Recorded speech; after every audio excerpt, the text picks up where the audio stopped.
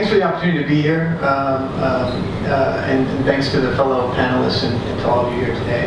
As Veronica mentioned, our mandate is to prevent and remedy human rights abuses, and we do that in two ways. So we're documenting the facts and conducting advocacy, but we're also trying to provide technical support to human rights defenders.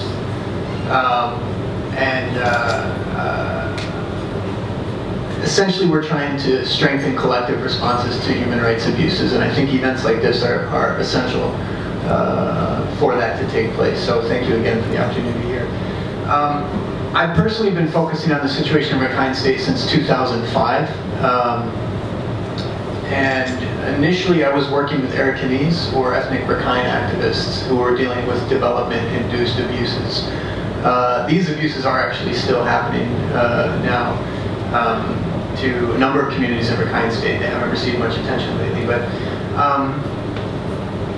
as mentioned, in 2012 I was working with Human Rights Watch. We founded Fortify Rights in 2013.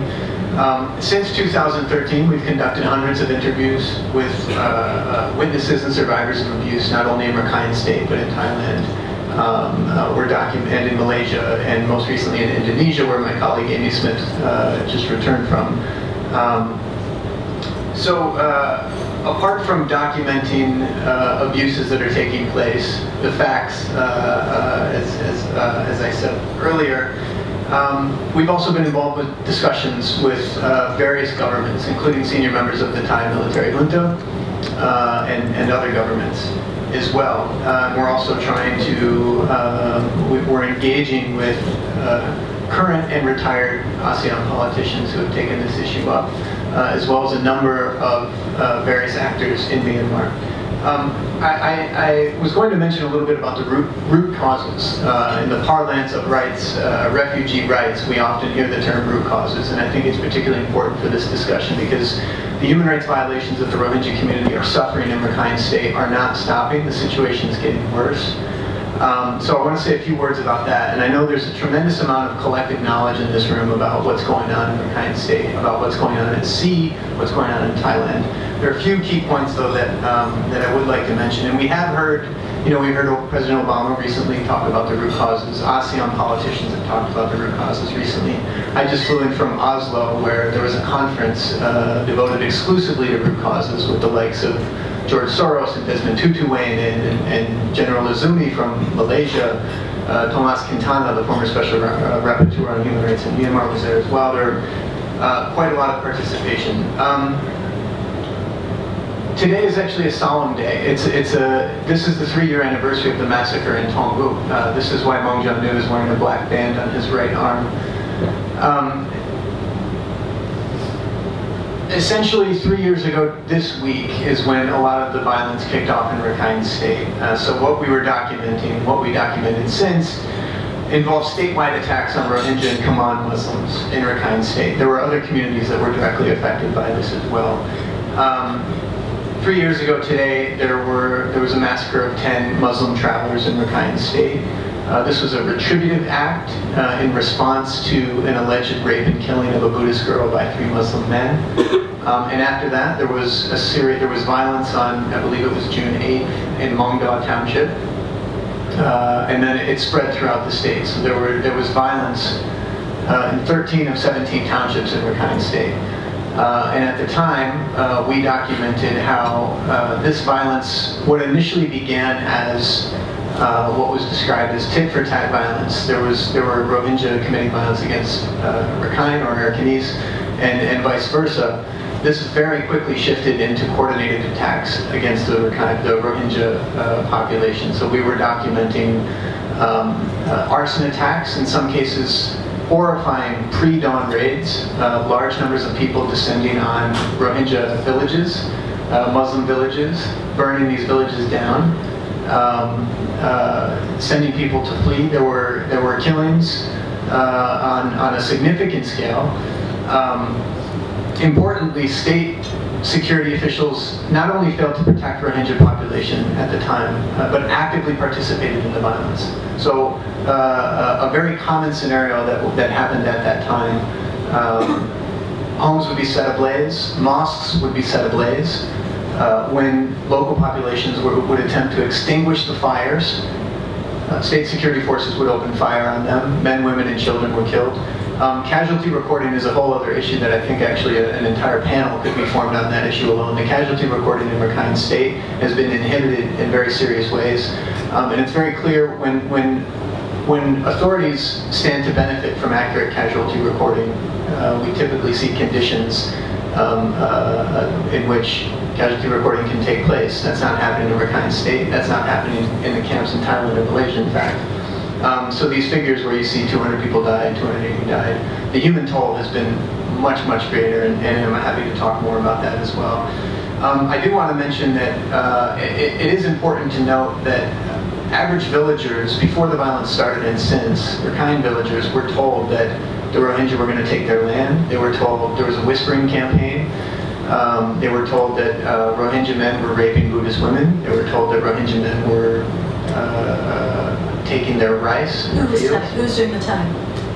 We documented how state security officials were involved in this. There were also people involved with political parties in Rakhine State, community leaders. There were essentially town hall style meetings. So you can imagine a meeting like this in which the sole topic of discussion, this happened in several parts throughout the state, the sole topic, the sole discussion was how to remove Muslims from villages throughout Rakhine State. This was very transparent. At the time, we knew a significant act was going to happen. We were raising it with governments. We were raising it with Myanmar authorities and with others. Very little was done to stop it. And then, of course, in October 2012, there was another wave of violence, far more coordinated, far more severe. And there have been waves of violence since. And I think one of the reasons why I think it's essential to bring this up, not only because of the significance of the fact that we're holding this discussion on the anniversary of what kicked most of this violence off, at least the proximate cause. I mean, it's been going on for years, but I think it's important to mention because this can happen again. And it's happened since 2012. We saw Duchiradan. There was a profound cover-up about what happened there. And there is a risk that this could happen again. On internal displacement, a lot of people that we're talking to are getting on these boats, are getting on boats because they don't have enough food in the IDP camps. It's not impossible. There are a lot of humanitarian actors in this room who will testify to the fact that it's not impossible to provide basic needs for 150,000 displaced people. The important question is why, 3 years into this, there are still displaced people in Rakhine State living in scores of squalid camps throughout the state that don't have enough food, they don't have medicine, or when they receive their rations, they have to sell those rations in order to get medicine to provide for their children. The cases go on and on and on, and so it's a very complicated situation, but the core question is why. And there are people who are fleeing the country because of the situation in the camps. There are also 1 million other Rohingya living in northern Rakhine State that are living under highly repressive, highly abusive conditions. In February 2014, we released a report called Policies of Persecution. This report is based on 12 internal government documents that essentially revealed an architecture of abuse from the 1990s until the late 2000s. 2009, I think, was the last policy. These policies are all still in place. They essentially restrict freedom of movement. They restrict childbirth. They restrict marriage. Repairing one's home, other aspects of everyday life that have been the reality for a very enormous population, a sizable population rather, of Rohingya and other Muslims in northern Rakhine State.